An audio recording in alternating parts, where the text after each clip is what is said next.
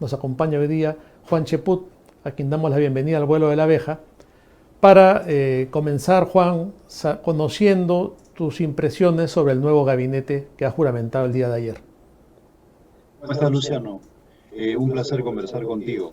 Mira, la verdad es que hay un consenso generalizado en que el nuevo gabinete es peor que el anterior. Pero yo quisiera poner sobre el tapete un análisis del contexto en el cual el presidente decide por Héctor Valer. Es un contexto en el cual hay acusaciones constitucionales, hay una moción de vacancia en curso y hay una negación de confianza anticipada de parte de una bancada como la de Fuerza Popular. Entonces, en esas circunstancias en las cuales el presidente se ve acorralado, nombrar a una persona como Héctor Valer, para mí, indiscutiblemente tiene que ver con que él está buscando la negación de confianza, para que de esa manera, al perder a una ficha absolutamente descartable, él pueda imponer a alguien radical de su entorno, más cercano, como el propio Valdemar Cerrón, ante lo cual el Congreso tendría que evaluar entre ser disuelto o aprobar la iniciativa presidencial. Pues de lo contrario, no puedo entender cómo el presidente apuesta por un individuo que ni siquiera tiene simpatías al interior del Congreso, fundamental para obtener la confianza. Es realmente impresionante esta forma como el presidente maneja la política sin interesarle en absoluto si estamos en un clima de ingobernabilidad o no.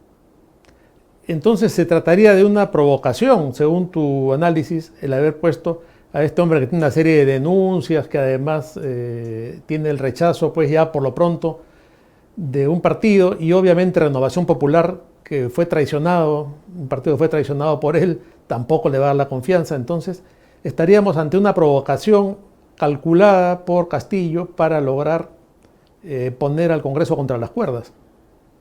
Claro, y además no olvidemos que varias congresistas, mujeres, han salido el día de ayer a decir que este señor es un misógino. Y por otro lado, congresistas del Partido Morado, absolutamente oficialistas, habrán devenido en opositores con el nombramiento de este señor. Entonces, el presidente tiene que saber eso, o su entorno político, ¿no? Llámese Guido Bellido, Valdemar Cerrón, el mismo Guillermo Bermejo. Entonces, creo yo que hay cierto asidero para esta hipótesis con el tuit de Valdemar Cerrón. El presidente me ha ofrecido la presidencia del Consejo de Ministros y yo como demócrata he aceptado. Entonces, una persona no asegura de esa manera tan contundente si es que el presidente no se lo ha dicho de verdad. Entonces, que luego lo borre es porque le han llamado la atención por haberse adelantado, no porque ha mentido. Y la circunstancia, creo yo, es que primero tiene que ver matar dos pájaros de un tiro, ¿no? Colocan un impresentable como este señor Héctor Valer, lo sacan del camino a través de una negación de la confianza que ya en la práctica prácticamente hay una negativa generalizada y luego ellos obtienen dos réditos. Uno, colocar a quien se le da la gana, en este caso Valdemar Cerrón, y otro, fortalecerse políticamente, pues ante un cúmulo de denuncias como las que existen en estos momentos, incluyendo la moción de censura o de vacancia, el presidente estaría en la posibilidad de forzar al Congreso a ser disuelto y a tener argumentos para decir que la ingobernabilidad viene del Congreso, que le ha cerrado el paso a un primer ministro y que insiste ahora con las mociones de vacancia. Es decir, el discurso de la victimización. Me niegan la posibilidad de gobernar, se tumban a un ministro que sugiero, me llenan de acusaciones constitucionales, mociones de vacancia, etcétera, etcétera. Es buscar poner al Congreso contra las cuerdas. Y lo estamos leyendo. O sea, la forma como los medios afines al gobierno han emprendido de nuevo una campaña contra el Congreso. Y más aún con esta versión que circula de la existencia de un gabinete en la sombra, ¿no? En ese caso, Castillo se debería más a este gabinete en la sombra con Bellido, con Bermejo, por ejemplo, y no tanto a este gabinete de utilería que nos ha puesto al frente, ¿no es cierto? Claro, es un gabinete de utilería, muy buena descripción, pero por otro lado, ese gabinete externo tiene un fuerte componente extranjero. Yo no tengo ninguna duda que hay inteligencia de otros países acá. pues se está trabajando con un esquema de manual en el cual primero se destruyen las instituciones, luego se normaliza la situación con el escándalo sistemático, la gente se acostumbra, empieza a convivir con el escándalo normalizándolo. Entonces, todo eso que estamos viviendo, en el cual la población se siente ya indiferente ante este individuo. Hoy día, por ejemplo, leí un artículo en el Washington Post sobre Boris Johnson y Donald Trump.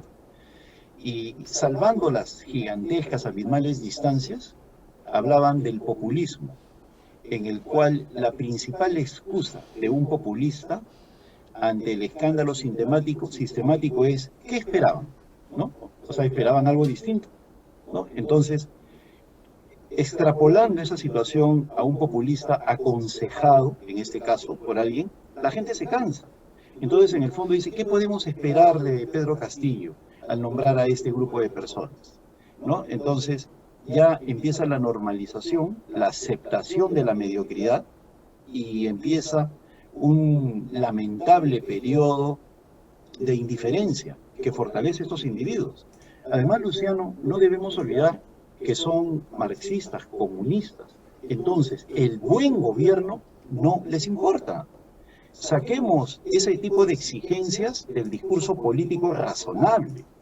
No les importa el buen gobierno, a ellos les importa quedarse en el poder.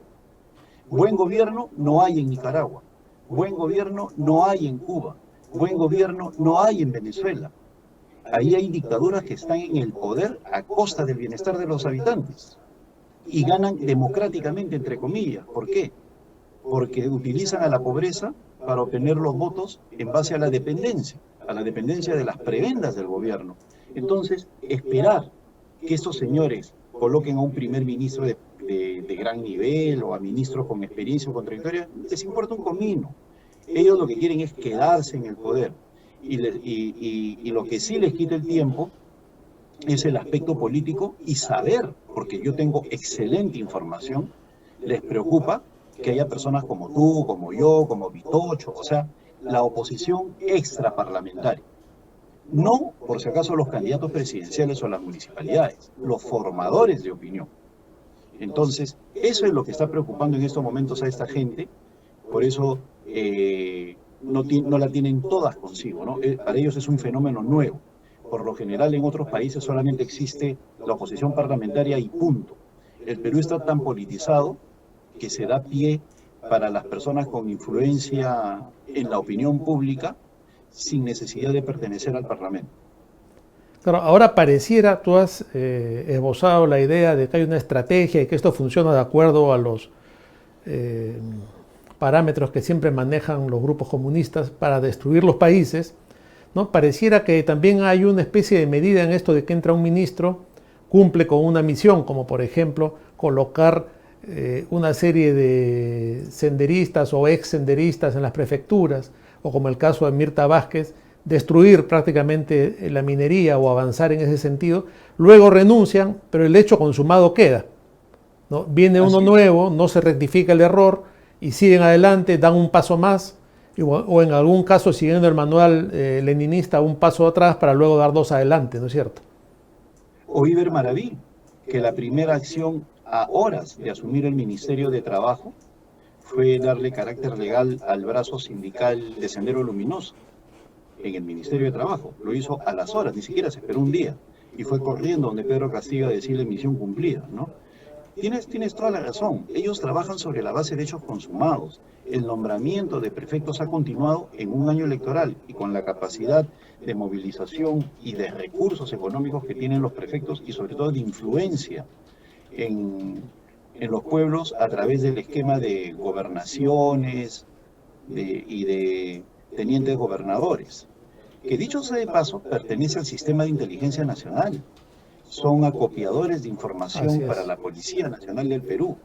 Y estas personas hoy en día están ligadas a movimientos como el Movadef. Entonces, aún más, antes era la Dirección de Gobierno Interior, adscrita al sistema de inteligencia nacional. Y esa gente está llena hoy de personas vinculadas a Sendero Luminoso. Y lo triste es que nadie se cae de espaldas. Yo no entiendo qué pasa con la Comisión de Defensa, que es la que debería ya actuado hace mucho tiempo, y sin embargo también está inmersa seguramente en una gran cantidad de problemas, de desafíos, pero no ha hecho nada sobre el particular. Juan, con tu permiso vamos a una pausa y luego seguimos conversando, por favor.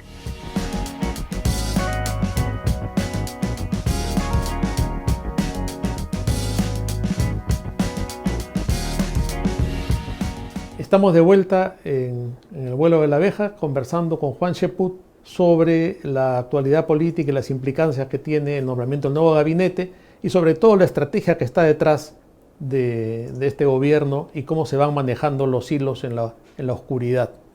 Ahora, frente a todo este panorama que has mencionado, Juan, hablamos de un parlamento que no tiene la fuerza aparentemente, por lo menos ahora, para la vacancia. Hablamos de una oposición disgregada, de una oposición también, como has mencionado tú, de algunos medios alternativos y de gente que genera influencia. Pero, ¿cuál sería el camino a seguir? ¿Qué es lo que nos queda hacer a aquellos que aún creemos en el Perú, en la democracia y que vemos que todo esto está en peligro? ¿Cuál es tu intuición como político de cuál es el camino a tomar? Bueno, yo creo que se tiene que trabajar en diversos campos. El Congreso no debe abandonar esos ímpetus fiscalizadores que tiene. La propuesta que ha lanzado hoy día el congresista Jorge Montoya me parece válida en la medida que no comete el error de Patricia Chirinos. Es decir, antes de presentarla, tiene que haber tejido el apoyo para obtener los 52 votos de admisión. Es lo mínimo que debe hacer. No solamente obtener los votos para la presentación, sino tener asegurada la admisión. Eso sí ya constituye un hecho político importante. La obligación al presidente de acudir al Parlamento a rendir cuentas sobre aspectos específicos en un proceso de vacancia presidencial. Eso sí sería un hecho político del cual el presidente no sale airoso jamás. El solo hecho que vaya ya es un golpe político que lo marca, que lo debilita. Entonces, pero lo que se tiene que hacer es obtener esos 52 votos que permitan la admisión y que empiece el proceso, el cual ya tiene carácter irreversible. Luego, yo he sido miembro de la Subcomisión de Acusaciones Constitucionales. He tenido a mi cargo procesos relevantes durante mi gestión parlamentaria, por eso, a pesar que un grupo de amigos míos, amigos nuestros en realidad, firmó la acusación constitucional contra Pedro Castillo, me inhibí de hacerlo simplemente por haber pertenecido a la Subcomisión de Acusaciones Constitucionales para no mancharla de algún sesgo político, pero me parece lo más correcto. El presidente puede disculparse, pero nada quita que él ya haya cometido una infracción constitucional que no puede pasar por alto, y los considerandos de la norma me parecen muy buenos. Y el tercer punto, que creo yo que también es válido e interesante, es la rápida deslegitimización que está teniendo el presidente al ver los últimos sondeos en las encuestas. Que en Lima solo el 10%, entre 10 y 12% lo respalde, es gravísimo. Es gravísimo. Y no se puede comparar con los bajos niveles de popularidad que han tenido otros presidentes por las razones que voy a exponer a continuación. He visto a opinólogos decir, esto ya le pasó a Humala, a García y sobre todo a Toledo. Toledo llegó a 8% efectivamente, pero en el cuarto año. Y por otro lado, la gente sabía perfectamente que la economía iba por un rumbo y la política por otro. Tenía ministros inmensamente populares y la gestión de gobierno como tal tenía niveles de aprobación superiores al 40%. En otras palabras, Toledo fue un desastre, pero la gente diferenciaba al presidente del gobierno y hubo 60 meses de crecimiento, con un premier como Carlos Ferrero que dio la talla y que salía al frente cada vez que había un problema. Alan García se desplomó luego del baguazo y de los petroaudios, tuvo fuertes golpes. Los petroaudios lo resolvió cambiando de primer ministro, puso a Yehude Simons, y el baguazo, que se lo llevó de encuentro realmente, fue solucionado colocando a Javier Velázquez Quesquén. Pero la economía también creció en los 60 meses, a pesar de que hubo una gran crisis internacional en los años 2008 y 2009. Igual sucedió y Javier Velázquez Quesquén supo aportar la cuota política para pasar esa tormenta. En el caso de Ollanta, cuando surgen los problemas con Nadine, se desploma por las famosas agendas, pero coloca de premier a Pedro Cateriano, que independientemente de su posición política, yo lo conozco hace muchísimos años, tenemos una vieja amistad con discrepancias a veces, pero que se mantiene el respeto entre ambos, se puso sobre las espaldas el gobierno de Ollanta. Acá que tenemos, cada premier es peor que el anterior. O sea, no hay una intención de hacer un equipo de gobierno que enfrente la crisis. Por eso te digo, no es que se trate de un absoluto incapaz, tampoco le doy dotes maquiavélicas a Pedro Castillo, pero sí es un pelele de otro tipo de intereses que lo que están buscando es quedarse en el poder a costa del caos, el desorden y la destrucción de las instituciones, pulverizar al Congreso y todo ese tipo de cosas. Y ellos se van consolidando en el ámbito político. Nadie ha resuelto el tema de los prefectos, siguen ahí, por ejemplo, ¿no? En el Ministerio de Trabajo sigue la Agenda 19 vinculada al sindicalismo.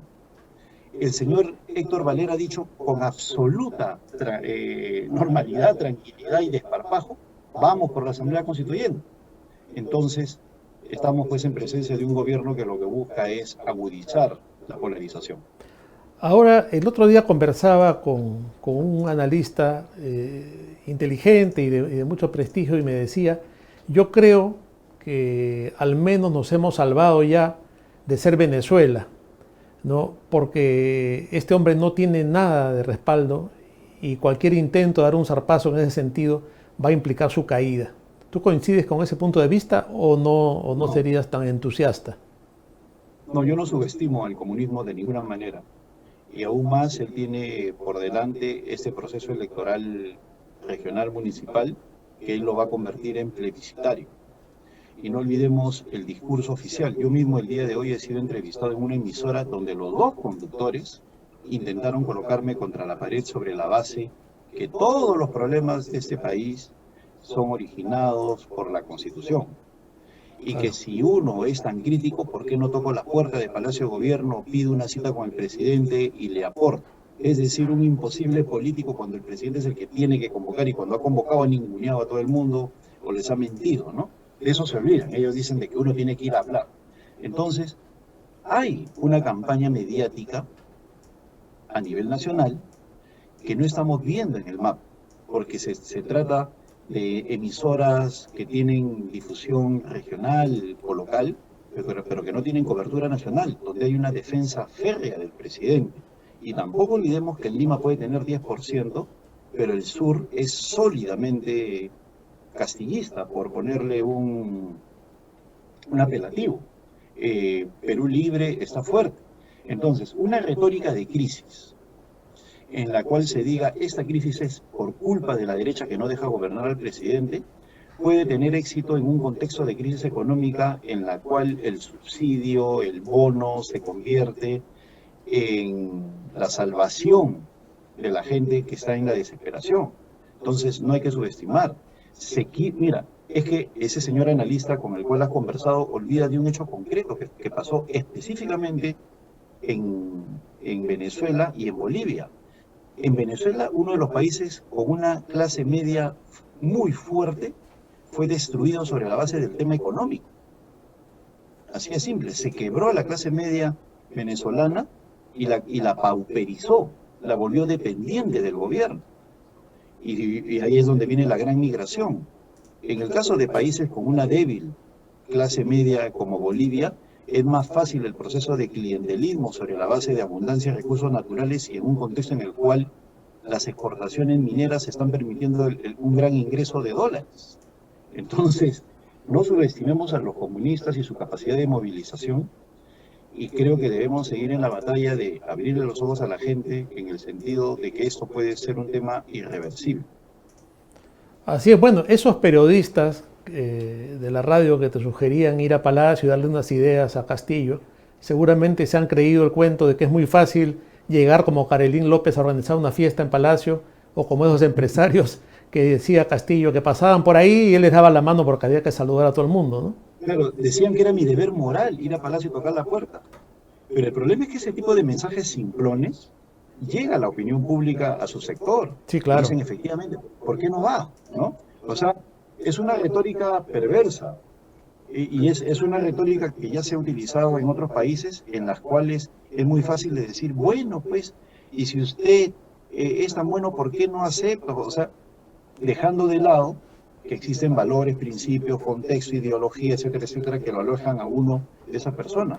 Así es. Dicho sea paso, y seguramente que ahora sí, Valer va a iniciar una ronda de conversaciones con los líderes políticos y con los partidos que sabemos que no conduce a nada, y cuando algún partido no quiera ir va a ser el que está obstruyendo al gobierno dentro de esta dinámica, dentro de esta narrativa, ¿no? Pero lo peor, Luciano, es que esta retórica barata y esta suerte de, de show, de espectáculo de la ronda por las bancadas, es algo que antes no se veía.